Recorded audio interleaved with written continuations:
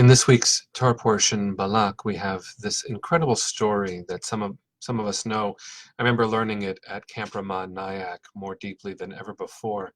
It's the story of a magician who is hired by a king to curse the people Israel because it seems like the Israelites are invulnerable to conventional attacks. All the strategies inside and outside that might have led to an overthrowing of Moses and Miriam and Aaron seem to fail over and over and over. In fact, the entire book that we're in, the book of Numbers, is a series of 7 rebellions. You might remember one of the more famous ones, which is Korach. Korach is a cousin of Moses's who wants to have a more senior position of authority and says, "What's so special about you, Moses? You've taken too much on. We are all holy." He uses demagoguery, he uses language that has become familiar in Israelite vernacular, because just a book ago in Leviticus chapter 19, we're told we are all holy, we should be all holy. And so by Korach's attack on Moses, it creates a popular revolution with grasstops leaders, the ritual leaders, even the firstborn tribe, Reuven, is represented in the rebellion. It doesn't work. Similarly, in Numbers chapter 12, there's an attack on Moses' singular authority from his brother and sister who are jealous. There's something wrong in his leadership in their eyes. And then, one rebellion after another. And now this week we have the rebellion that's led from outside, an attack on the Israelites from a king named Balak, who hires a magician, a sorcerer named Balaam, whose power is real. In fact, the reason why it's an important story to tell is because Balaam has the ability, according to legend, to know the one instant of a fraction of a second when God is angry enough that the Jewish people are vulnerable. I share this because there's something really important about the lessons we learn from the Torah in any given time. And in this time of deep dissent and alienation, nascent revolutions and rebellions within the United States of America and the world, where the question of power and the abuse of power is all too alive in our popular imagination and our political reality. I wanted to share 2 pieces of wisdom from the book of Numbers that we're in, one from this week's Parsha and one from earlier. In this week's Parsha, there's a moment where Balaam the sorcerer, who is hired, goes on this fantastic journey, including a talking donkey who's able to see the divine in the world more than even the sorcerer can. It's meant to bring us to a place where we suspend our disbelief, and you're in a story where magic is real. And the sorcerer stands atop the camp of Israelites and says what he thinks will be a curse, and then according to the understandings from this part of the Torah and elsewhere in the Hebrew Bible, and certainly in our legends, God takes the curse and turns it around, and it becomes a blessing. And Balaam ultimately says, the sorcerer says, "Ma tovu ohalecha Yaakov," how beautiful your tents are, O Jacob.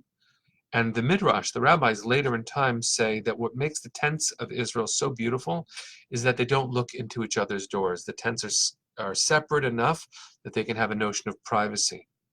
And the invasions into our subconscious that politics and headlines and technology create are so important to name.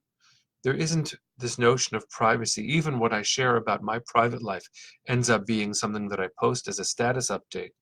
So too, that interconnectivity that is in today's world should bring us into the recognition that there are areas of privacy that we have yet to understand about each other. So that if you see the headline about Eric Garner today, a 43-year-old man who was choked to death by a policeman for selling something without a license on a sidewalk. The policeman was acquitted today. We can't know what it is to be Eric's family. We can't know what it is to live in, I can't know what it is to live in a state of vulnerability and fear when it comes to the very authorities that are called to protect society. We can't know. What we can do is see ourselves as vessels of God's best intent and see what could be a curse and turn it into a blessing, this moment of incredible pain. there should be a rebellion. There should be more than simple resistance. There is a call for curse to turn into blessing, and it's going to require a whole lot of God's images working in concert. Maybe giving each other the privacy so that we can regain our strength, knowing we don't truly understand each other. And maybe if we organize our camp in that way, gain our strength, we can come together in a common square for the common good. I'll share one part of this because it's a cautionary tale. You can organize effectively and it not be for the common good, it not be for a purpose where everyone benefits. The section where Miriam and Aaron contest Moses' singular role as a prophet is really, really complicated. It's very dense. In it, Aaron and Miriam say, "What's so special about you, Moses?" And God answers, actually. God says, "Moses is my special one. To the other prophets, I speak in dreams. Not so my servant Moshe. With him I speak face to face." And the rabbis wonder what it is to see God so much more clearly. Obviously, we don't know. Only Moses would. And they bring in this notion of an aspaklaria nehira, a looking glass that is clear, which Moses used. And the other prophets, through dreams, saw God through an aspaklaria sheina meira, a muddy looking glass. Rashi has this very deep comment, and with this I'll close for now.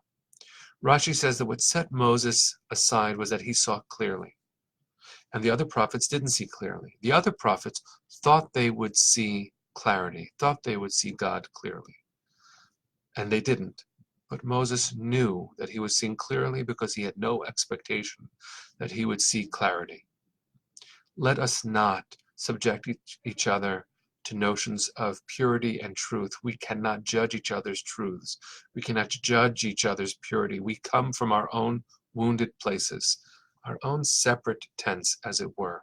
And only if we acknowledge that I cannot stand in your shoes, and the community that surrounds the pain of Eric Garner's death is one that I must stand witness to and cannot claim true understanding.